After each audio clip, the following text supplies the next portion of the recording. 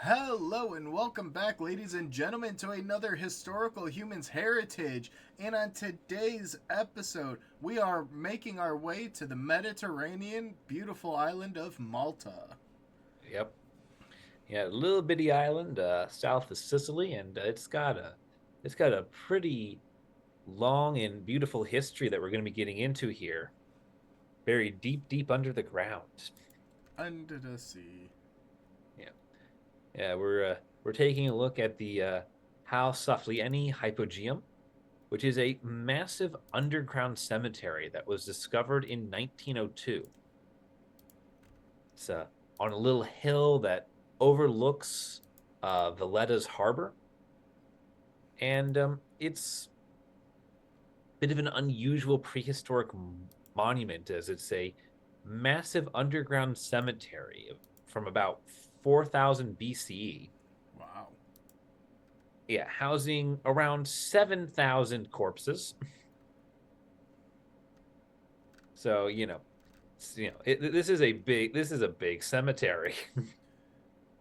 Yeah, and basically, it's a pretty common human feature that when people die, you want to bury them, you want to get them away.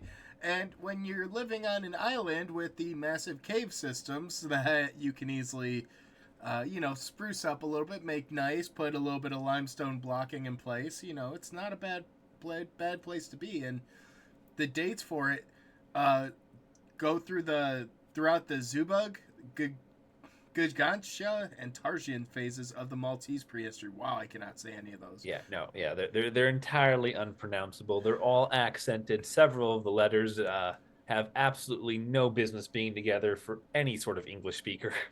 Yeah, for English speaking, it's very difficult, and unfortunately, I don't speak the language to pronounce them properly. But the Oh, dates please. span from around 4000 BC to 2500 BC. Yeah. And you would just enter through ground level, and there was only a few, they only located a few blocks that constituted the original entrance, and now they basically built a building around it. So that's how you enter nowadays. Yeah. Now, what the ancients did is they found a little cavity at the top of this hill, and they dug out the entire hill and hauled up massive stone blocks of what are called cyclopean masonry.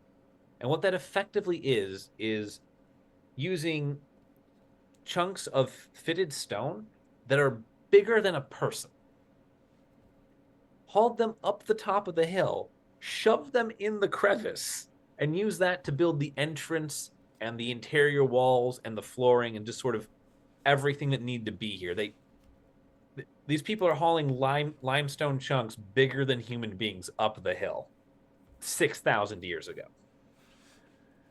Sometimes that's all you need, but the really, really impressive part of it is they basically just cut into the limestone using chert, flint, and obsidian tools and antlers.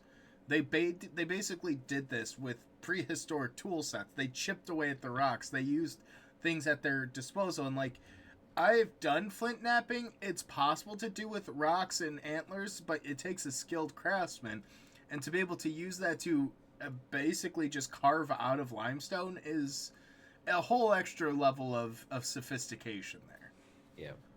This is where being lined up with the Sicilian and Apennine volcanoes really comes into be handy in getting you that obsidian.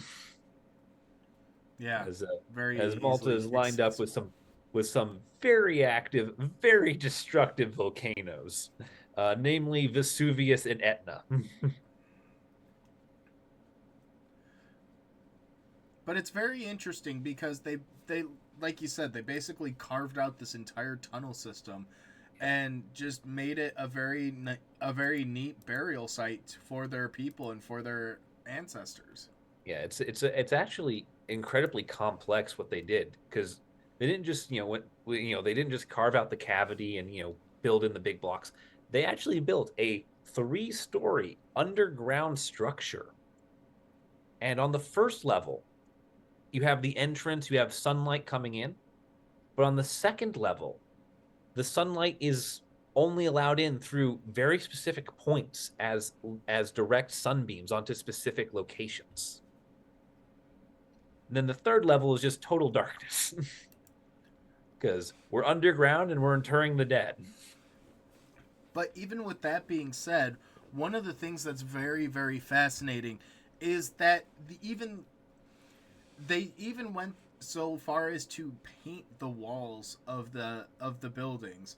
They basically would cover it in intricate spiral and honeycomb designs made out of red ochre, which is a natural pigment, and these are the only prehistoric wall paintings found on the Maltese Islands.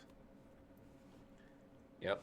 And it's very, very fascinating. And another thing that they ended up locating was a small niche that was that echoes anytime you speak into it, and they believe that potentially it could have been used during rituals inside the chambers. Yeah. Yeah. One of the fun things about the architecture along the walls of these chambers is that they appear to imitate the architecture of the above ground temples that were constructed at about the same time period as this cemetery was in operation. You know, this is effectively creating, not just a necropolis in terms of a place of mass interment for the community, but a necropolis in a very literal sense of we have the temple for the living, and then the dead are buried under the temple for the dead. It takes that city of death one step further. And it's very interesting too because things like this are very valuable for archaeologists because it tells a lot of stories. You can see the value that is put onto burials, onto these types of events. You can get a glimpse into their religion and cultural beliefs. You can even start seeing certain stratigraphy of society based on the intricacy and grave goods that are associated with these burials. One of the things that this Hypogeum really shows is that their burial ritual had multiple stages, and they're able to tell that based on the bones themselves, where it looks like they originally staged the bodies on the open and exposed until all the flesh had eventually decomposed and falling off, and then the remaining bones and some of their own personal belongings were gathered and buried within the chambers with copious amounts of red ochre. So you can see that there's a certain religious and cultural value placed on the painting and pigment, and it's seen to be a part of the ritual. Partly because I assume that they're believing that the red color imitates blood and the color of life, and they're buried on top of each other as they are in a lot of these ossuaries. Yeah, it's an interesting combination of various burial practices, from open air burial as a means of desiccating the flesh from the bones, to ossuaries, and to the Hypogeum itself, which is where we get the name for the underground type of internment that they're building the ossuary in. Like this, it's several different, very unique human burial practices coming together to form something that we really only see in Malta. This is the Maltese version of it, and you know, as such, it is of you know it's worthy of UNESCO easily. And they've also found a lot of other intricate artifacts associated with the burials, from pottery vessels that had intricate designs, shell buttons, stone and clay beads, amulets, carved stone animals and birds. And then they also found a lot of these human figures, especially that known as the Sleeping Lady, which depicts a woman lying on a bed or couch, and it just shows their level of detail, the level of value. If you're burying someone with some really great piece of artwork, there generally is a reason why, whether it be religious, cultural, or economic. And yeah, this is interesting, and it maintains its UNESCO status because it has some of the best integrity of a site, because it is so well preserved from the Neolithic, and that it has been very, very minimally bastardized at this point.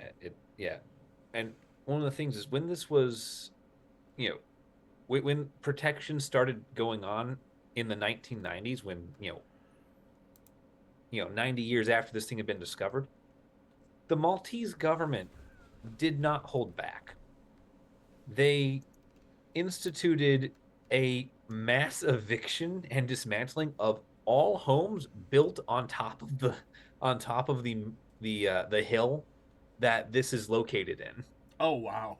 They dismantled and pushed everyone out to create what is now known as a grade A archaeological site, which means that nothing can be constructed in the viewshed of this hill.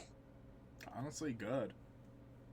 Protect it. It's hyper restrictive for what can and cannot be built there, and it's pretty fun seeing from the level of just dedication to this is our culture. Back off.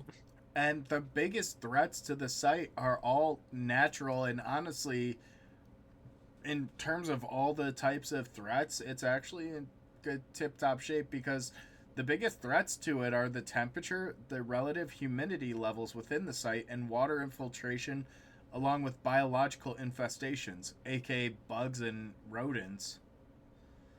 Yep. I mean, if you're dealing with all natural causes like that, that's not a bad issue. You're not having bulldozers knocking on the doorstep. You're not having the wrecking ball, accidentally blast through half the site. Yeah, no, they're very restrictive with the photosensitivity of the area. Like they monitor how much light enters through the various entrances to this site every day, and they will actually like cover it up and restrict access if they think too much sunlight has gotten in. Wow. And that's not the only protections they have in place. They put a law in place, which is the Cultural Heritage Act of 2002, that basically allows for protection and management of the cultural sites. And then they also regulate it using Environment and Development Planning Act of 2010, which provides the planning authority with the necessary buffer zone. Yep. So it's very cool, and the fact that they did put the Grade A archaeological site means that nothing's going to be built nearby. So it's very fascinating. It's a cool story, and it's not something we talk about very often. I mean, these kinds of intricate burials of a Neolithic Stone Age site, incredible. Yeah, this is this is huge. This is art. This is artistic and monumental in every way that humanity has ever really conceived of doing those things. And it's very fun to see it, you know, be so valued. I've said right along, and I will continue to say, humans do not change throughout time. We have the same habits and hobbies no matter where you are in the world. We like to build very intricate death things because humans are fascinated with the idea of death. Yep. And this is just yet another very early example of it being 4,000 years old. I mean, shoot, you get the pyramids in Egypt, you get giant monuments in India, you get burial mounds in the US. There's a lot. But that's probably a good point for us to wrap up this episode. Thank you guys for watching. Let us know your thoughts on this site, and we will see you guys in the next one.